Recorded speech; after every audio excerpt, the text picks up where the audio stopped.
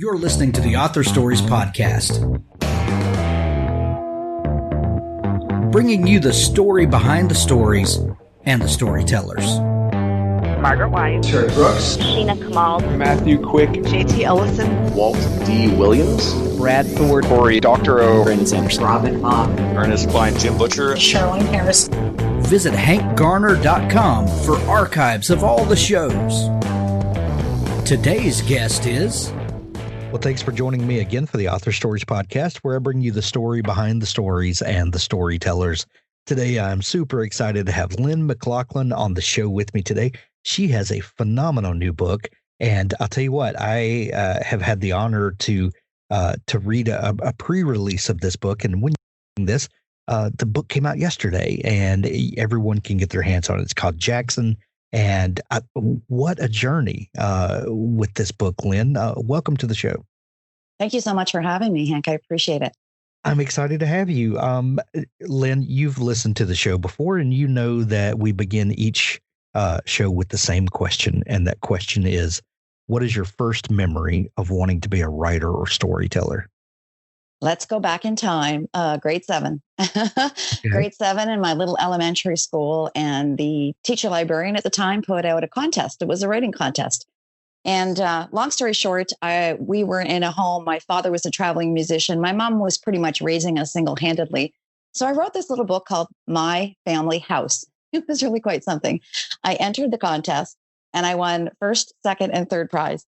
But I really don't think there were any other entries. To be honest, I just loved it. I loved it. I moved on to secondary school. I started writing poetry. I thoroughly enjoyed English class and all that I had to learn from that. I did do some submissions back in my early 20s for children's books.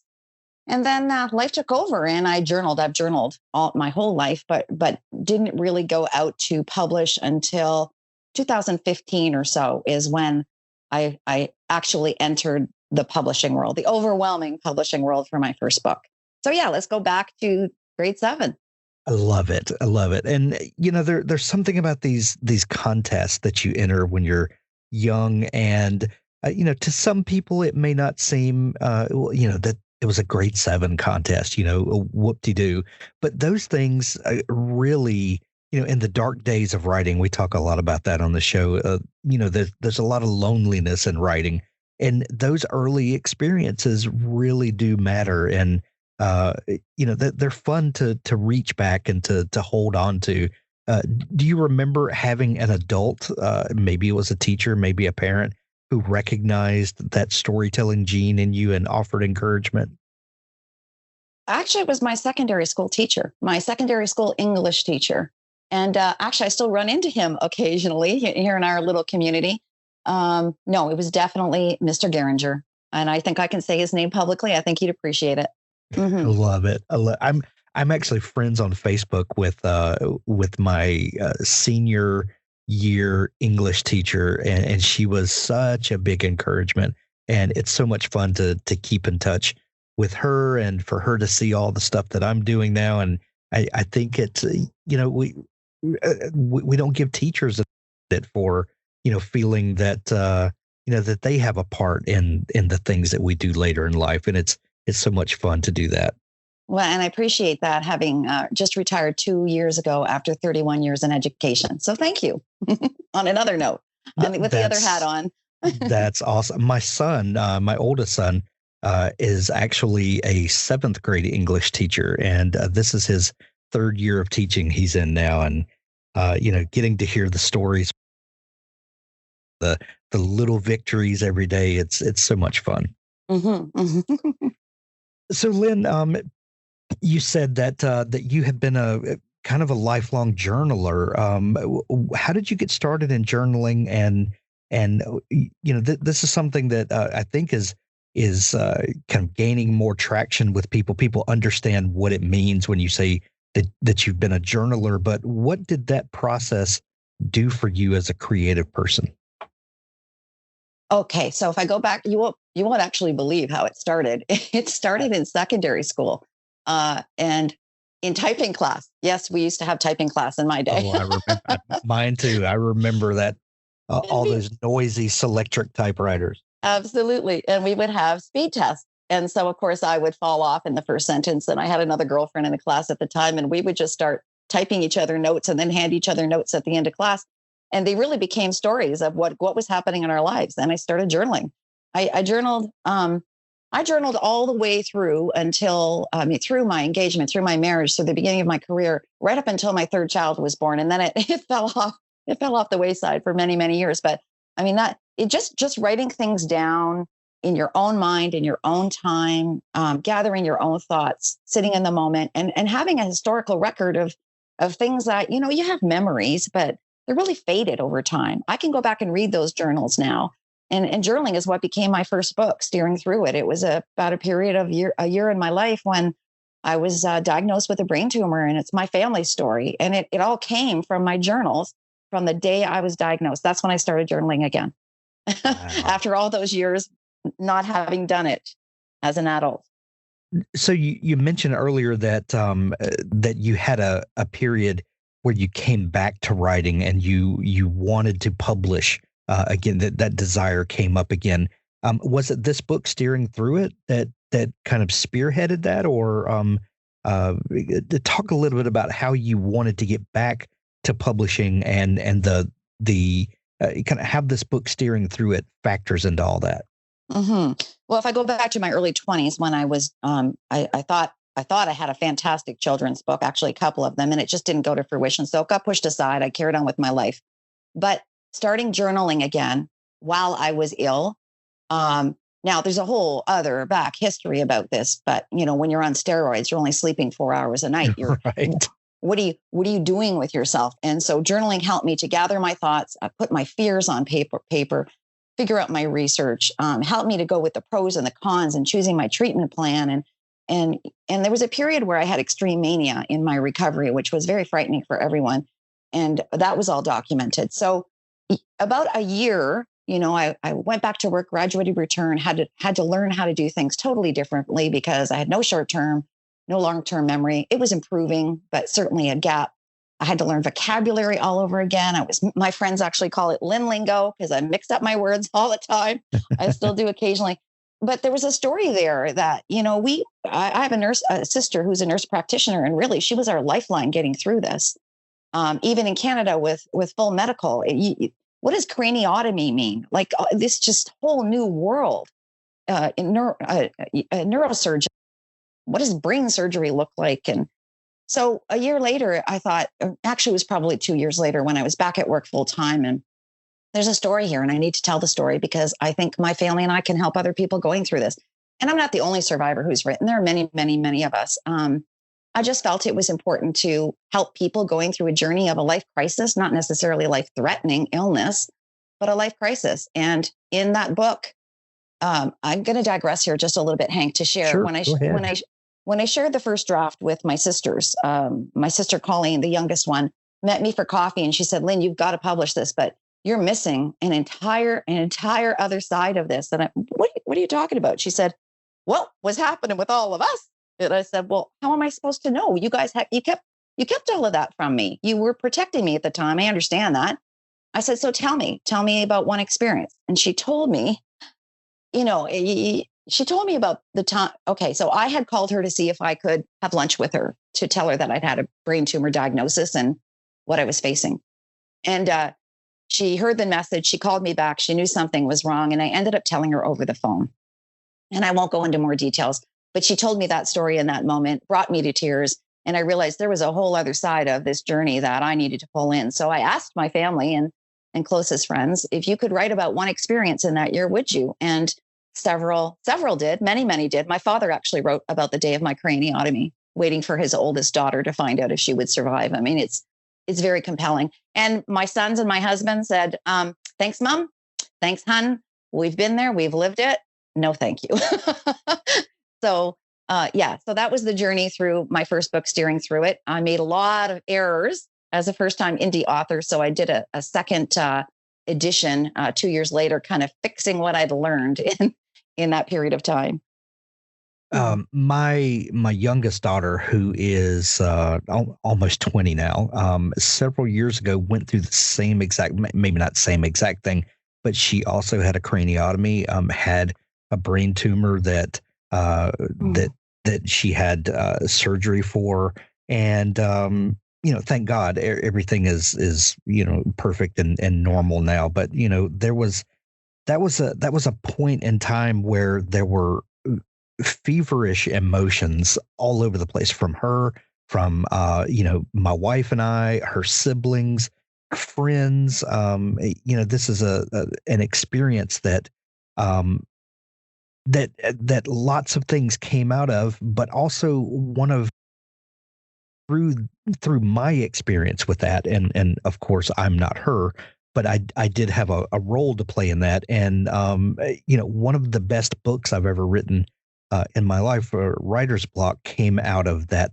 time, and it was kind of my way of processing what was going on.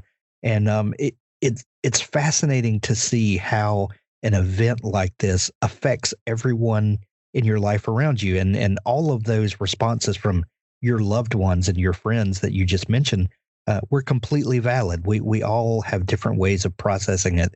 But what did it do for you to kind of process through this time in your life and to have something in your hand to hold to kind of show for that?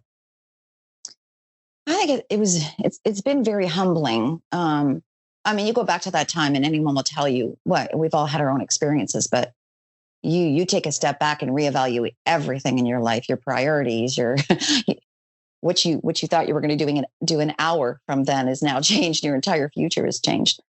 But I think it was very humbling, and it was very validating, especially after the fact, when I had people meeting me for coffee or reaching out by email or writing testimonials or reviews, people in the midst of divorce or a bereavement in the loss of a loved one found meaning, because I ask questions in the book.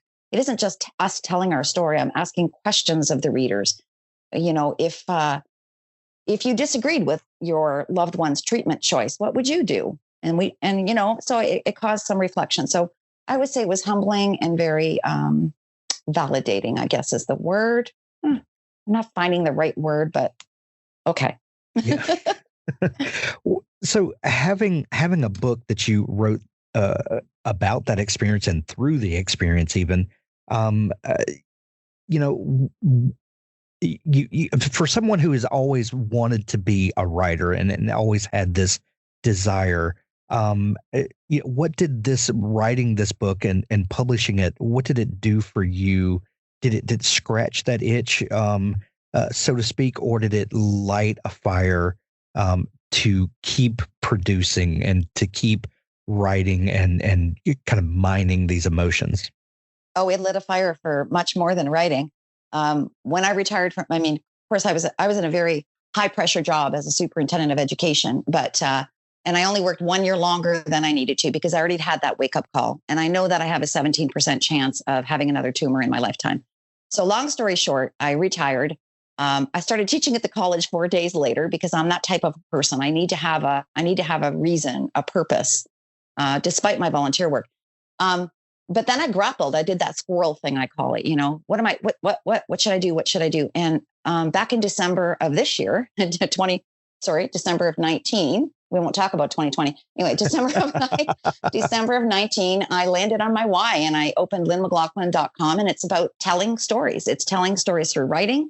I host a podcast, Hank, but I'm on episode 30, not approaching 1,000. So kudos to you. Where I help people tell their stories, people who've overcome crisis, who have seen new possibilities. I'm helping writers to not make the same mistakes I did when I first published the first edition and steering through it in that overwhelming world of marketing and promotion and book launches. So it's threefold now. I continue to write. I write blogs constantly. I'm writing articles for magazines. So the writing is still happening, even though this book is about to launch, as of this episode is launched yesterday. Even though this book is launched, I'm already working towards that children's book that I envisioned back in my 20s. So writing is helping other people to tell stories. So it absolutely lit a fire. And I've got 3 different things going, and they're all fantastic and celebrating many, many other people in our communities across the world. Love it. I love it. Lynn, one thing that I noticed pretty quickly of starting this podcast was that, I tell people kind of tongue in cheek that I started this podcast for completely selfish reasons. And that was because I was a writer and was wanting to get better at my craft. And what better way to do that than to surround yourself with the best of people. And that's what I do every day. I get to talk to people like you and all kinds of people that from every different aspect of writing. And I try to learn from each of them and glean something from them that I can, put into my own writing life. And but a funny thing happens on the way to selfish pursuits is that you build this thing that becomes bigger than you, and there's a synergy that happens when you start talking about creative endeavors and giving a platform to talk about it, that it becomes so much bigger than you alone could have built. As a podcaster who focuses on helping people to tell their stories, what has been the biggest thing that you have learned through that process, even though you're helping other people to do it? How has it built up your creativity and helped you as a creative person? That's an excellent question. So the subject of every podcast for me is different. So as an example, I've interviewed a woman who was gang raped in her 20s, another one who's overcome an eating disorder, another one who lost her entire business and life because of an incident that occurred. So in terms of my creativity, I was really caught up at the beginning. I have to be honest with you, Hank, in terms of my memory. So I was doing audio podcasts. Even if you looked at me now, I've got notes all around me and I'm not looking at them. But I have to have that as a backup person. So at first it was really hard for me to say, I can do this. But then it became more natural. At the beginning, I was don't go back and watch the first episode. Very scripted. And I was thinking ahead to what my next question was going to be. And I couldn't engage in the conversation because I was worried that I was going to get caught off track. And that has now gone to, I put the podcast out on video on YouTube now. And yes, I look at my notes. And yes, I research everyone in advance. And yes, I have a process for people who want to be on the podcast because I want to make sure they fit the why and the purpose of taking the helm. But in terms of creativity, I think, I'm not sure if this is going to answer your question, but I went from this structured, got to do it this way, way of thinking to kind of like what we're doing right now. It's natural. It's a conversation. Yes, I'm prepared. Yes, I've researched those subjects that I don't know a lot about. But it's much more natural and I feel much more creative and real and engaging because I've let that structure go, shall we say. The Novel Factory Online is software for the serious writer. With features like notes that are automatically organized, that means no more drowning in piles of paper, notes, or spending hours organizing digital folder structures.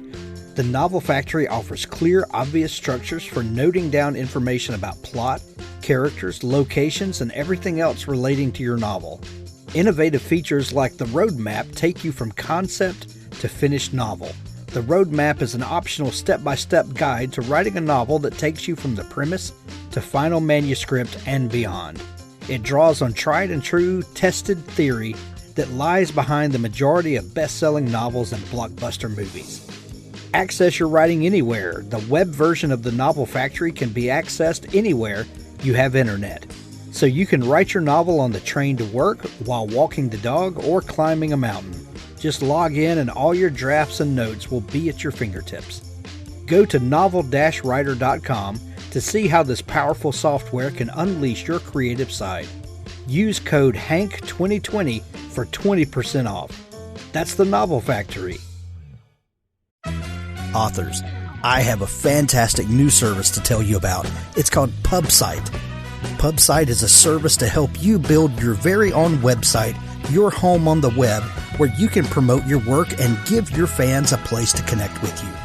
PubSite is a website platform that allows every author, regardless of budget, to to have a great-looking professional website developed by the book marketing professionals at FSB Associates. PubSite is the new, easy-to-use DIY website builder developed specifically for books and authors.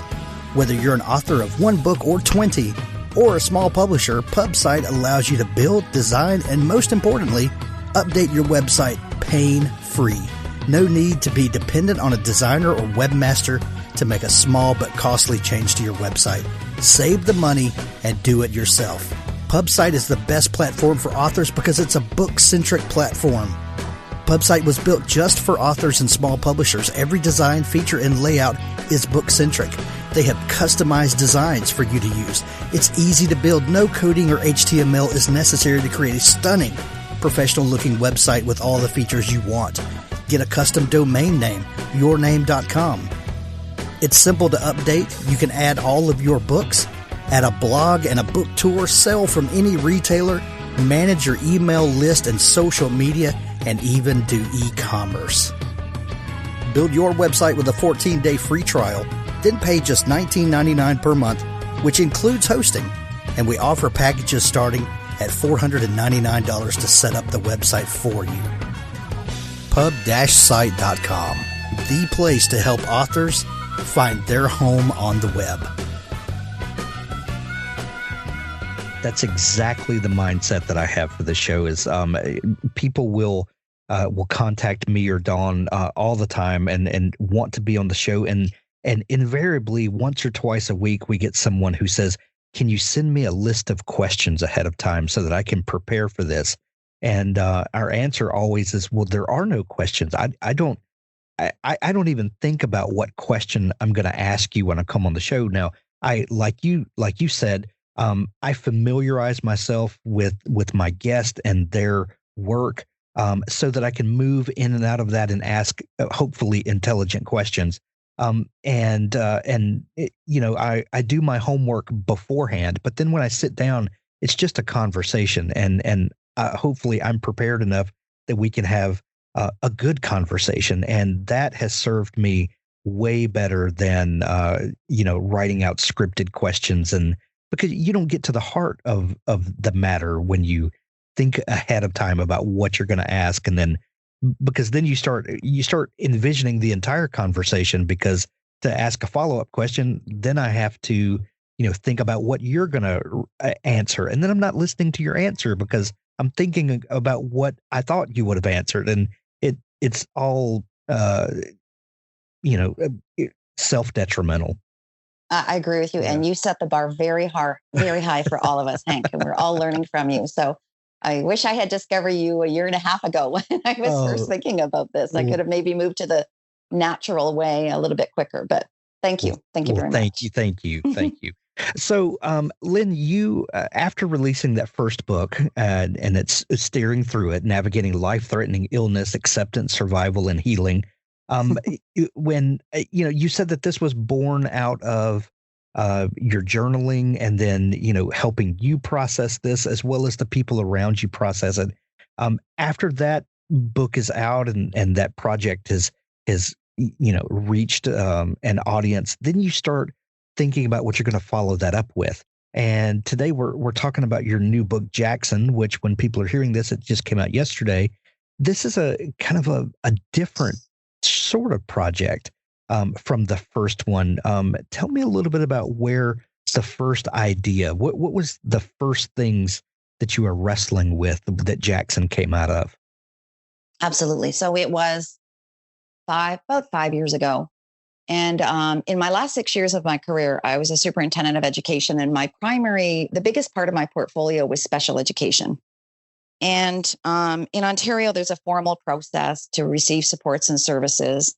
And what was happening is every single month, the number of students that we were supporting, not just students with special education needs, but mental health and special education are certainly linked. The numbers were rising exponentially. Anxiety and depression were just growing and growing and growing. And then in my circle of friends, so you're looking as a system leader to say, how do we support this growing number of people who are not able to access the curriculum because of their mental health, their mental illness. These young people were formally diagnosed eventually.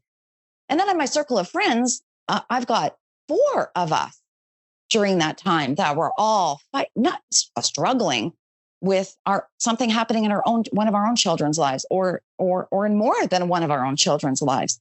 And we're parents, who are professionals. Everyone that I'm talking about is a professional, but it's very different, Hank, when I'm sitting there with my education hat, and now I'm sitting there with my friend hat, and then as a parent. So my daughter was struggling, very much struggling with anxiety, and all of this happening around me. And so my own personal experiences, the experiences of these friends, people I formally interviewed when I realized I really want to tell this story, because I have 2 goals in this. We've got parents out there who are struggling, who don't know where to turn in spite of the supports and services when you're living it every single day. And so I created these 2 characters. I created June, who's the mom. And I would say June is 30 to 40% of my personal experiences, but I've pulled in the experiences of these other people. And then I created the character of Jackson. And Jackson, I have to give credit to a woman who I reached out to on a Facebook group. So even though my daughter was experiencing anxiety and the children of my friends were experiencing anxiety, they weren't in any position for me to go to them and say, hey, I'm writing a book. Can I interview you? It wasn't like that. So I reached out on Facebook to a women's group, women's writers, women authors, I think it was called. And I said, I can't get my head into this character. And I explained the character. And a writer from Europe reached out to me. Her name is Yvonne Mars. And between both of us, we went back and forth. And she helped me get into the mind of a young man who is so anxious, it becomes debilitating to his life. So, and so she's not a ghostwriter. I've given her credit. She didn't, anyway, it's a long story short. So there's 2 main characters, and I have to call it fictional, even though they're based on life experiences, because they don't actually represent individual people. But you go with June through the, at the beginning of the book, we go back to childhood because there's some reality here. I wanted people to understand. It begins with both the mom and the son sharing recollections of childhood, because 70% of mental health problems have their onset during childhood to adolescence. And in this book, there are signs as Jackson is younger, and the parents think, okay, this is just typical. So we go back to ask questions through that period. But Jackson goes through this entire journey of not accepting that he's ill. A lot of what we see, which results in addictions and looking for external validation, suicidal ideations. There is a scene in the book where there's a suicide attempt. I want people to know that. But as he moves through his journey, we do see him grappling with those demons in his mind and coming to the realization that these are demons in my mind. And all along, until he's about 25 years old, he's blaming the world. And I won't give too much away, but it does end with hope. Love it. And on the other side, you see a mom who gets to the point where she can't sleep at night. She's looking at her phone. She's waiting for the next text message. Is he going to be okay? What am I going to do? She drives past his house to see if he's okay. She creeps him on social media. She texts him asking him questions, even though she doesn't need an answer to that question, but she needs to know he's okay. And then she has to come to the acceptance of, I can't save him. I can't save him. It's such a heart-rending realization that June comes to. And I think as parents, most of us have been to that point, with varying degrees of desperation. But I think we've all felt that. There comes a point when raising a kid that it's them, and you kind of have to step back and whoa, man, what a powerless feeling. But to be able to read, that experience for someone else is sort of empowering at the same time. Well, I hope so. I hope that's what the readers are going to find with it, and maybe some answers, because it's a compilation of different people's experiences. I think it isn't just mental health. People who are struggling with addictions, parents, people going through these things themselves. It is about raising awareness. It's about asking questions. It's about getting people to take the first step. And I don't just mean the people who are struggling. I mean the people who love them, the people who are trying to support them. You've got steps to take too, for your own wellness and your own well-being. So that's the goal of the book, is to really help people struggling through this, families across the world. And I mean, I looked at CDC, Hank, as well as the Canadian Mental Health Association. 1 in 5 of us, it's right across the US and Canada. 1 in 5 of us in our lifetime is going to struggle with some type of mental illness. That's 20%. That's scary when you think about it. Mm-hmm. Mm-hmm. There's something funny that happens, Lynn, when you're writing fiction, and even though you said that you maybe 30-40% of this book is based loosely on personal experiences or people that you talk to, or has some grounding in reality. There's something funny that happens when you're writing fiction, and these fictional characters sort of become alive and have lives of their own, even though they're completely fictitious and made up and reside in your head. They become real characters, and I'm doing that in air quotes with my fingers here. And writers are some of the only people on Earth that kind of understand this, how these made up people become real. What was your experience with that, and these characters that you created, and how their stories? Was there ever a point in the writing where they just kind of took off and lived their own lives in front of you?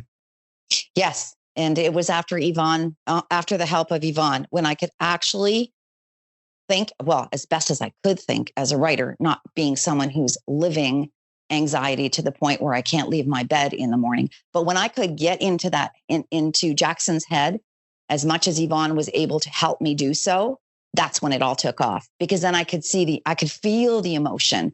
I could feel the fear. I could understand why he said at one point he didn't want to live anymore, that everything just was blah. He didn't have any feelings, any emotions. I could understand to the point of not having lived it. But because Yvonne helped me get into that mindset as much as I could, that's when those characters took off. Yeah. Love it.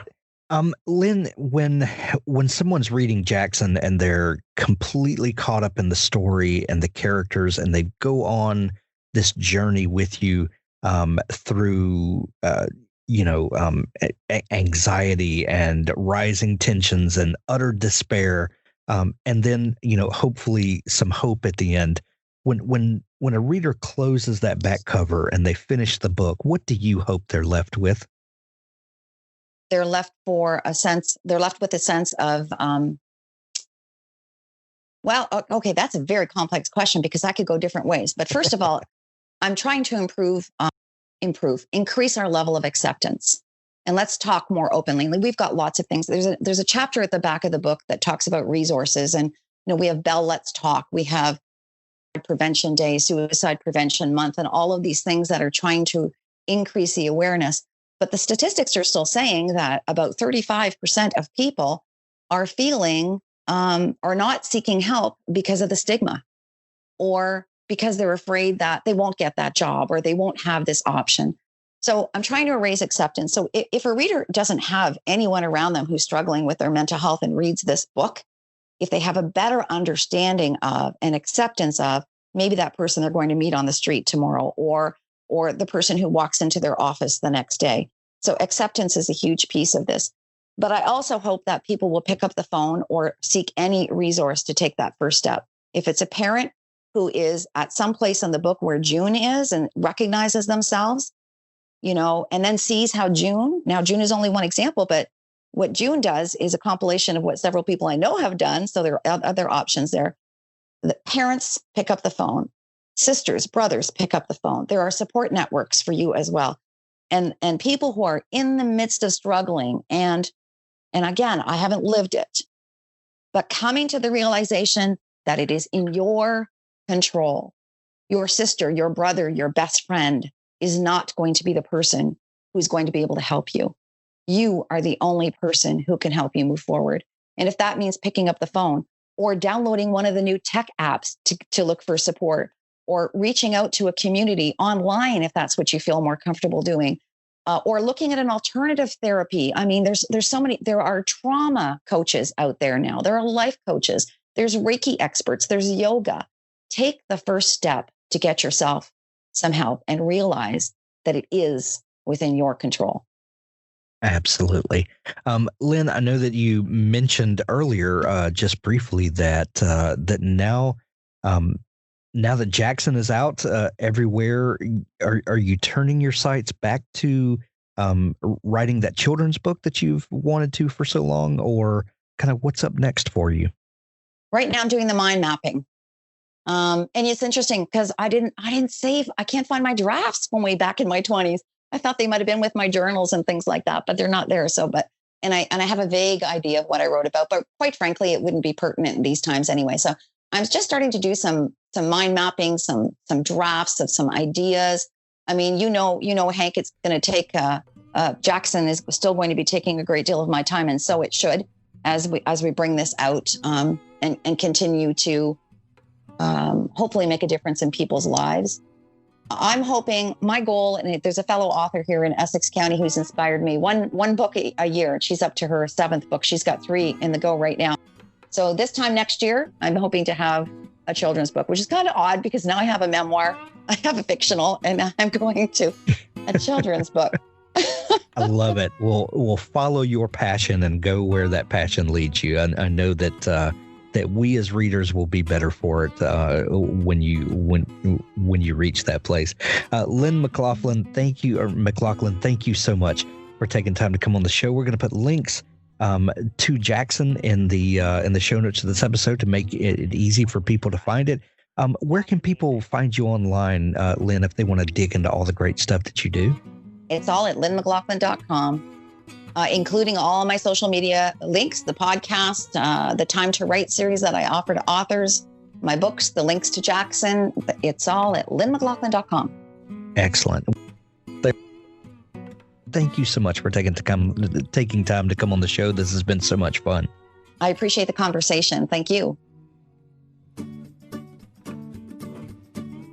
Do you want to get paid to write stories? Do you enjoy collaborating with other talented storytellers? Do you want to work completely remotely and set your own hours? Relay Publishing is looking for writers and editors to work on fiction projects across a range of genres, from thrillers to sci-fi, fantasy, and romance. The Relay process is extremely collaborative, in the same vein as a TV show's writer's room. If you're a story geek, then you'll be on a great team. There are 7 ghostwriting positions and 10 editing positions currently available. Please go to www.recruitment.relaypub.com. That's www.recruitment.relaypub.com for more information on how to apply. Join a great storytelling team today.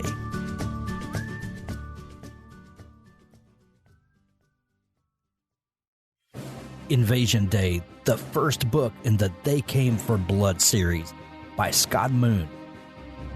David Osage is a dangerous man with a complicated past, but these days he's just trying to keep his head down, driving big rigs. One night he saddles himself with a hitchhiker, a nuisance who's more than she seemed, and that's when everything changes. No one was ready for an alien invasion. Death is raining from the sky, and the only questions left is, do you run, fight, or submit? For David Osage and his family, answering is as easy as giving the alien invaders the finger. Grab Book 1, Invasion Day, in the They Came for Blood series, and then follow it up with Book 2, Resistance Day, and Book 3, Victory Day. Available at Amazon.com.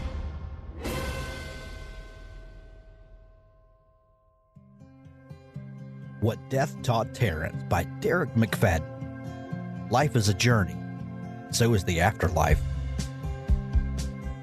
At the end of his life, Terrence McDonald must discover its meaning, or he'll be banned from the afterlife forever, and his soul will cease to exist. Join Terrence and those who love him on a poignant and unforgettable journey through a life at once wonderful and harrowing. Learn what Terrence learned. See what Terrence sees.